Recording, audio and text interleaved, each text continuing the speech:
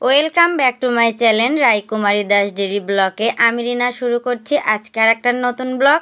তো বন্ধুরা, পুরো ব্লগটা তোমরা দেখতে থাকো, আশা করি খুব ভালো লাগবে। আর আশা করছি তোমরা সবাই খুব ভালো আছো আর সুস্থ আছো। আমরাও খুব ভালো আছি আর সুস্থ আছি। আর ভালো না থাকলে তো ব্লগ করতে পারবো না। তো যাই হোক, সকালে ঘুম থেকে উঠেই সিদ্ধ ভাত খাওয়া দাওয়া করেছি, ওগুলো আর ভিডিও করিনি। দুপুর থেকে শুরু করছি আজকের ভিডিওটা। তো আজকের মেনুতে আছে মসুরের ডাল, মিষ্টি কুমড়ার ঘন্ট, আর করব সাজনা ডাঁটার চচ্চড়ি, আর করব মাছের তেলের বড়া। তো টমেটোর সালাদ তো থাকবেই। তো আজকের মিষ্টি কুমড়ার ঘন্টটা করব একদম ভিন্ন রকমভাবে। সেটা হচ্ছে পেঁয়াজ কুচি করে নিয়েছি, কাঁচামরিচ কুচি করে দিচ্ছি, আর তেলে দিয়েছি পাঁচফোড়ন দিয়ে পেঁয়াজকে হালকা লাল করে ভেজে নিব। তারপরে দিয়ে দিব ওই যে দুইটা ডিম দেখতে পাচ্ছ, ওই দুইটা ডিম ভেঙে একদম গুঁড়া গুঁড়া করে ফেলবো আর হালকা লাল করে ভেজে তুলে রাখবো। তারপরে মিষ্টি কুমড়া দিয়ে ঘন্টটা রান্না করব। তো রান্না করার পর্ব তাড়াতাড়ি শেষ করে চলে আসলাম খাবার টেবিলে। আর খাবার টেবিলে এসে দেখো 3 থালে ভাত বেড়েছি। বাবা খাবে, রায়ের বাবা খাবে, সৌরভ খাবে। তো টমেটোর সালাদ তো মাস্ট করতেই হবে, আর টমেটোকে ভালো করে চটকিয়ে না মাখলে কিন্তু খেতে ভালো লাগবে না। টমেটোর সালাদটা সুন্দর করে মেখে থালে থালে দিয়ে দিলাম। তারপরে দিয়ে দিচ্ছি বড়া ভাজা, আর মুচমুচে তেলের বড়া ভাজা খেতে কিন্তু খুবই ভালো লাগে। আর আশা করি এই বড়াটা সবাই খুবই পছন্দ করে, আর তার জন্যই করা। আর এখন দিয়ে দিব সাজনের ডাঁটার চচ্চড়ি। আমাদের যে গাছ আছে সেই গাছে সাজনা হয়েছে, সাজনা ডাঁটার চচ্চড়ি দিয়ে দিব, আর দিয়ে দিব মিষ্টি কুমড়ার ঘন্ট।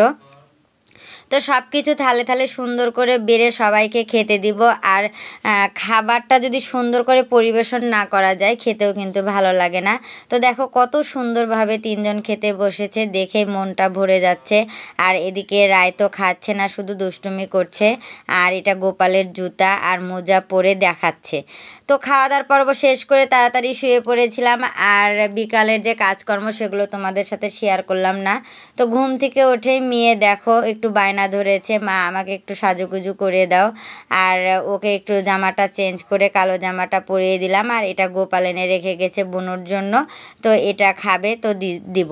তো এটা খাওয়ার পরে চলে যাচ্ছি। দেখো বাইরে যে এখন আবহাওয়াটা কেমন, আর একদম ঠিক ঘোর সন্ধ্যা, এখন একদম সন্ধ্যা নেমে গেছে। সন্ধ্যাবাতিটা দিয়ে নিব, তারপরে চলে আসব রান্নাঘরে। আর রান্নাঘরে এসে দেখো চায়ের জলটা আগেই তুলে দিয়েছিলাম, চায়ের জলটা যেন আস্তে আস্তে ফোটে, আর ওই জন্যই আমি দিয়ে রেখেছিলাম। আর এদিকে দেখো রায়কে দিয়েছে জামাই, জামাই বলতে আমরা পিসা বলে ডাকি, ইফতারি খাবার দিয়েছে। ইফতারির মধ্যে দেখো ঢাকনা খুলে দেখছি আছে জিলাপি, লাড্ডু, বেগনি, পেঁয়াজি, হ্যাঁ বিরিয়ানি, তারপর আছে ফল, কিছু ফল আছে, অনেক কিছু দিয়ে রায়কে দিয়েছে। রায়কে খুব ভালোবাসে, আর যে কোনো কিছু হলে প্রায় জিনিসই দিয়ে যায়।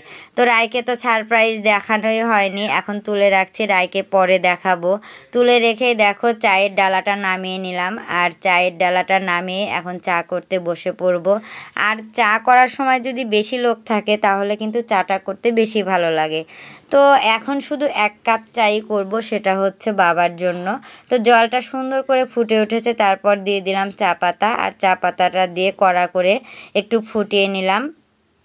ফুটিয়ে নিয়েই এখন ঢেলে ফেলবো বাবার জন্য চাটা। আর বাবা যেহেতু এখন দুধ ছাড়া চা খায়, শুধু লিকার চা খায়, তার জন্য একটু কড়া করে করেছি। এই দেখো কড়া করে করেই ঢেলে ফেলবো এখন কাপে। তো রায় বলছে একটু আমাকে দাও, তো রায়কে দিব না, রায়কে একটু ওই বিরিয়ানিটাই খাওয়াবো। তার জন্য দেখো বাবার এই চায়ে এখন দিয়ে দিব লবণ।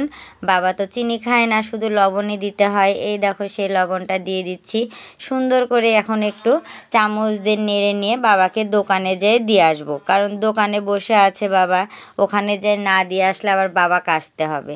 তো বাবাকে চাটা দিয়ে চলে আসলাম। রায়কে দেখো সারপ্রাইজ, এই খাবারটা দেখেই তো রায় খুবই খুশি যে ওয়াও এত সুন্দর খাবার দিয়েছে জামাই আমাকে।